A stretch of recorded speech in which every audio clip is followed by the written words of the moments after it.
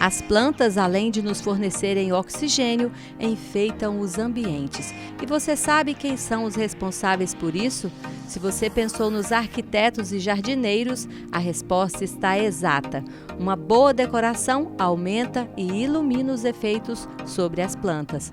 E depois do plantio, cuidados são necessários, principalmente durante o primeiro ano. Muitas pessoas exercem a função em suas casas, mas o trabalho desses profissionais é indispensável para quem deseja ir além. No dia 15 de dezembro, comemoramos o dia desses dois profissionais que muitas vezes trabalham juntos e se completam, quando o assunto é paisagismo. O arquiteto ele é o primeiro profissional que é contratado, né? Ele vai fazer o projeto, por exemplo, de uma casa, ele já começa a desenhar essa casa, né? O cliente comprou o terreno, comprou o lote, contrata o arquiteto, que aí ele vai projetar a casa. E aí depois que ele projeta a casa, nesse momento ele também vai definir ali as áreas de jardins, onde é que vai entrar, né, as plantas, o paisagismo.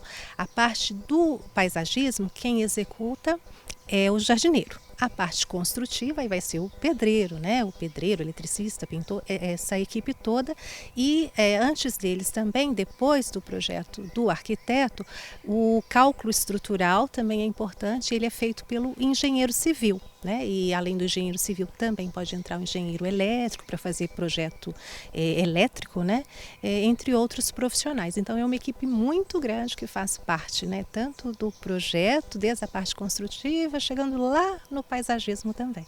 Juliana ressalta que as cores, a iluminação e os tipos de plantas utilizadas influenciam na composição do projeto e no resultado final. Depois que o projeto é feito, que o arquiteto, depois de ter desenhado todos os elementos especificados, né, essas plantas, essa parte botânica, entra o jardineiro, né, ele é o nosso grande parceiro, que é ele que vai executar os jardins, né? Então ele vem com o plantio dessas espécies que foram definidas e depois ele vai dar continuidade com a manutenção dessas plantas, né? Fazendo a poda, a rega, vendo se tem necessidade de fazer entrar com algum nutriente, dependendo do que a planta está exigindo ali. Então o jardineiro faz esse cuidado. O arquiteto ele pode voltar, por exemplo, a gente faz o projeto, né? Aquele projeto macro, onde a gente vai definir o local de cada elemento, né? Por exemplo, nesse ambiente que nós estamos, nós definimos onde entraria as piscinas, a área gourmet, onde entraria cada plantinha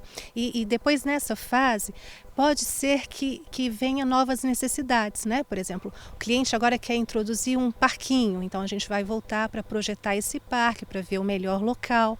Pode ser que entre mais plantas também, a gente vai definir o melhor local para elas, vai especificar esse posicionamento das plantas, então pode ser que o arquiteto volte também. Ela ressalta ainda que quando se elabora um projeto, é preciso pensar quais plantas utilizar na área interna e externa. Porque de repente ela gosta de um local mais sombreado, né? Então cada plantinha tem ali uma necessidade. Por ser um ser vivo, né? Ela tem ali gostos também. Então tem plantas que são mais indicadas para áreas ensolaradas e outras para áreas internas, né? Com mais sombra. Quando a gente fala assim nas áreas externas, a gente pode pensar em, principalmente aqui no Brasil, nosso clima tropical, a gente tem algumas espécies que a gente gosta muito de usar, como palmeiras, elas se adaptam bem. A gente tem aí dracenas, moreias, dionelas, são plantas que gostam de sol, né?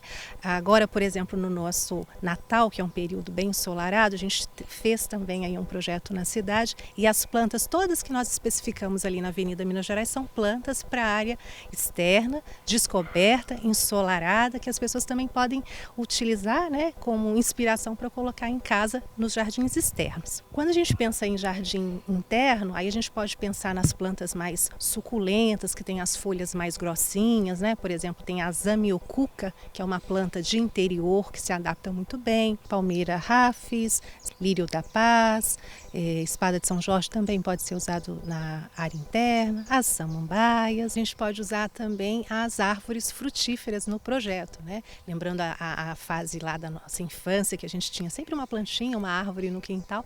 Em casa também pode fazer. Às vezes não tem um jardim enorme, um quintal, mas pode ter dentro de casa algumas arvorezinhas podem ser plantadas dentro de vaso. E a gente tem, por exemplo, jabuticabeira, a árvore também da acerola, aquelas frutinhas menorzinhas, elas são árvores que vão ser menores, né? São mais compactazinhas e a gente pode ter também o plantio dentro de casa dessas árvores. Ela relembra um grande projeto que realizou em Valadares este ano, o Expo Casa. Nós chegamos lá, não havia nada, então primeira coisa, a gente faz uma análise e aí a gente vai pontuando. Onde é que vai entrar, por exemplo, lá nós fizemos o planejamento de um deck para fazer a circulação do público, né, que ia passar pela Expo Casa, onde entraria a piscina, fizemos também uma área de parque, e aí a gente vai especificar, além das plantas, a questão de texturas, de pisos, onde entraria madeira, onde entraria pedra, areia, por exemplo, a areia debaixo do parquinho, né, para as crianças não se machucarem, lugares de pedra para não pisar na grama, para passar em cima das pedras. Então tudo isso a gente vai pontuando no projeto de paisagismo, né? E depois que a gente marca o local de tudo, especificamos as plantas, aí a gente chama o jardineiro. E aí essa equipe vem para plantar exatamente nos locais ali que a gente vai definindo e aí vai criando também. Na hora a gente pode colocar mais ou menos plantas, de repente dependendo do tamanho das mudas, né? Algumas vão compor mais.